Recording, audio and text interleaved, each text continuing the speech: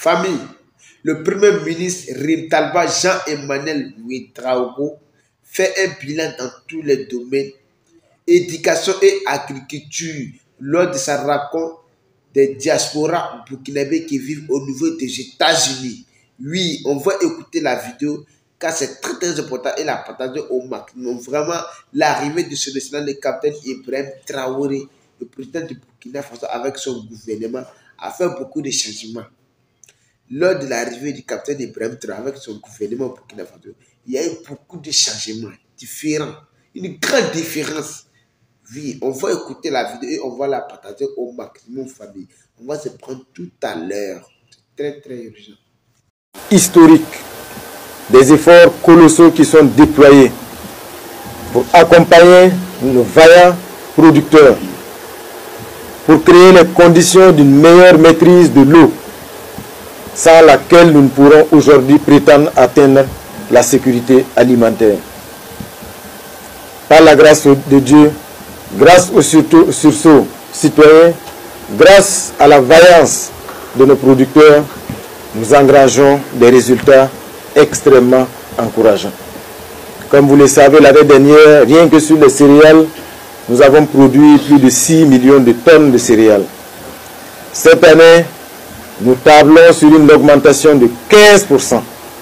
Ça veut dire que nous devrons dépasser les 7 millions de tonnes de céréales avec plus d'1 million de tonnes de riz. Actuellement, sur le terrain, vous voyez le ministre d'État, ministre en charge de l'agriculture, qui court dans les champs.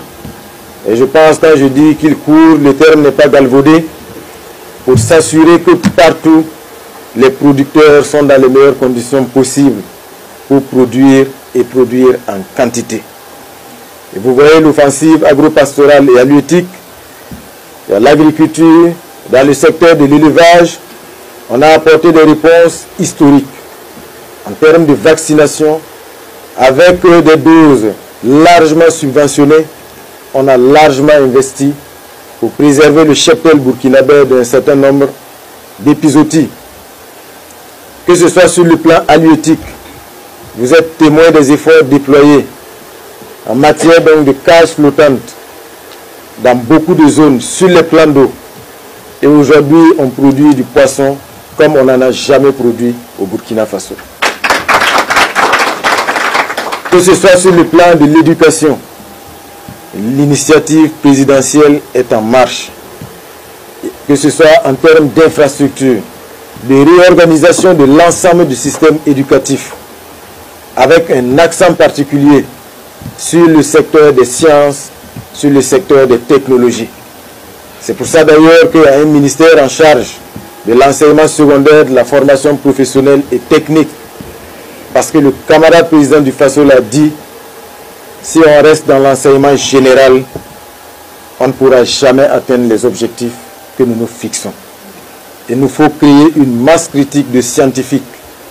Il faut créer les conditions pour que les Burkinabés puissent innover, proposer des solutions pratiques aux problèmes du Burkina Faso. Dans le domaine de la santé, vous êtes témoin de toutes les actions vigoureuses qui sont menées. Aujourd'hui, pratiquement 12% du budget national est consacré au secteur de la santé. Et au-delà de cela, il y a de grandes innovations.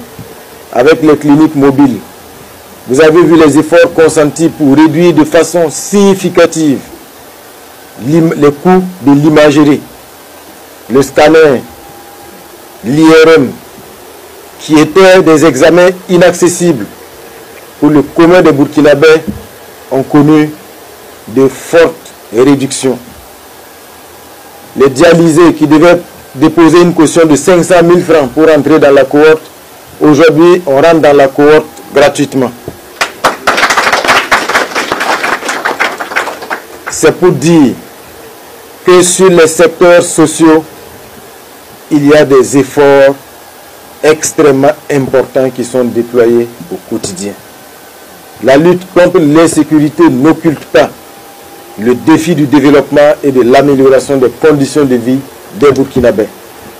Sur le plan des infrastructures, L'initiative Faso Mebo est en marche et vous êtes témoin de l'adhésion massive, que ce soit à l'intérieur du Burkina, que ce soit à la diaspora, pour nous permettre de transformer nos villes, de construire des routes.